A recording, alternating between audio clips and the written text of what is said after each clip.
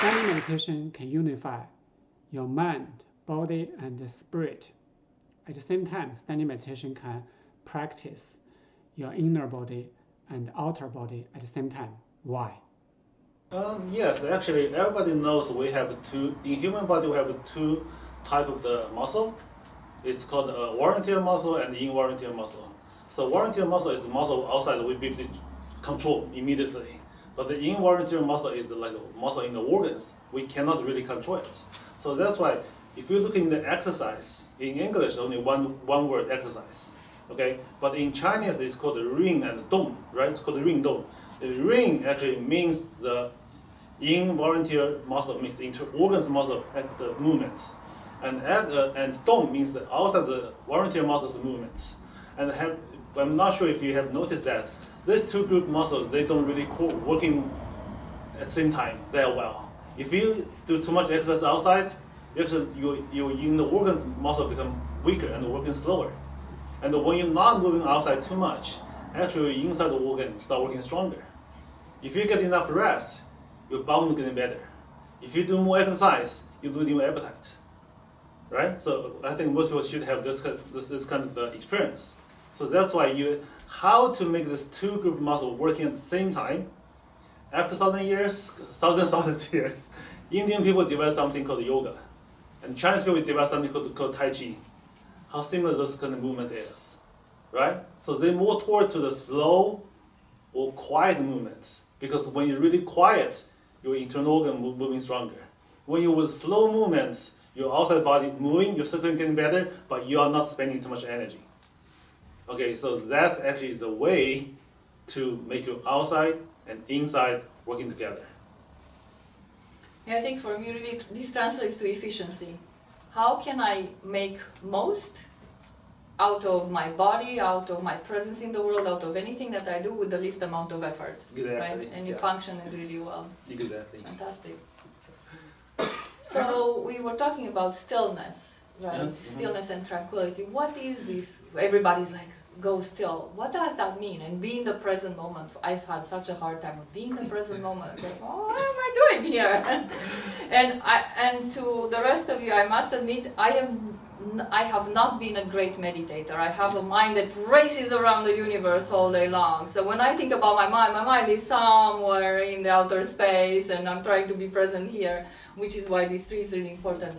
So I had to learn. It was really hard for me to learn stillness. Right, it is. Actually, for most practitioners, it's very hard. Yeah, we even I spent a long time to kind of master it, kind of people get into that, but it's really hard. Okay, for this part, what I want to say is think about this. Okay, if you want to be still, that means you need to be able to control your mind. Yeah, so that's why when most people doing the meditation, when they're sitting somewhere, okay, so they were facing two major issues. Number one, thinking too much, just wandering around. Then you realize how busy your mind is, and you just cannot control it. Second type, fall asleep. Okay, they're just sitting there for maybe like 5 minutes, they relax, then fall asleep. Okay, someone starts snoring. Yeah, so both ways, it's not something you want to. You want to be able to stay awake, stay sharp. At the same time, your brain not get bothered. Okay, you be able to control your brain, control your mind, control your thinking.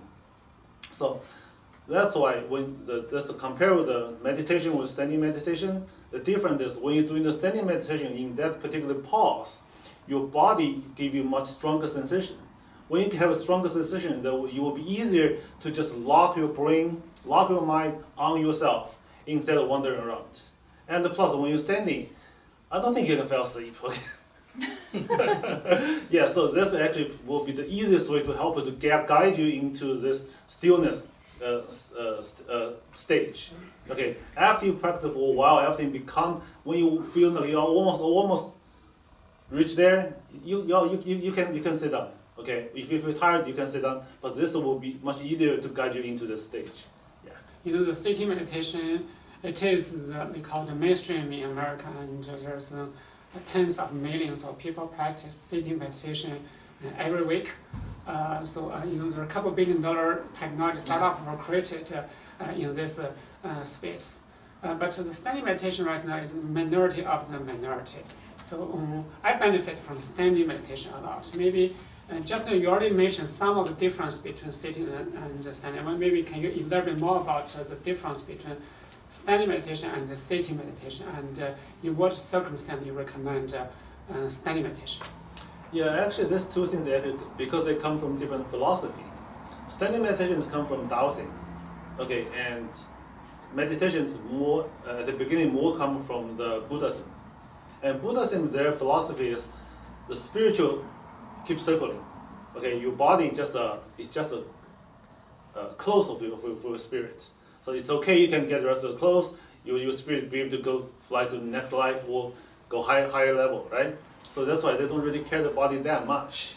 Okay, but Daoism, they believe your body actually is the content of your spirit, and it has to be as strong as possible to keep the spirit. You'll be able to keep much higher ability of spirit. So your spirit can improve faster. That's why they really focus on how to make the body as good as possible, as healthy as possible. So that's why, because of the totally different philosophy, so their focus point will shift. Okay, so when you're doing meditation, when you're sitting meditation, most people do focus right here, because that's how to increase your brain power. But when you're doing standing meditation, you focus on your body first.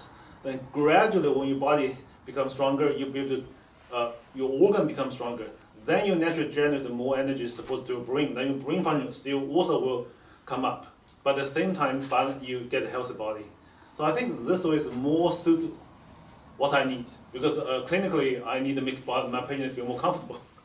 The body has to be healthy, right? So that's my goal. So I definitely will think this is a much better way or much faster way to get both, not only just one side.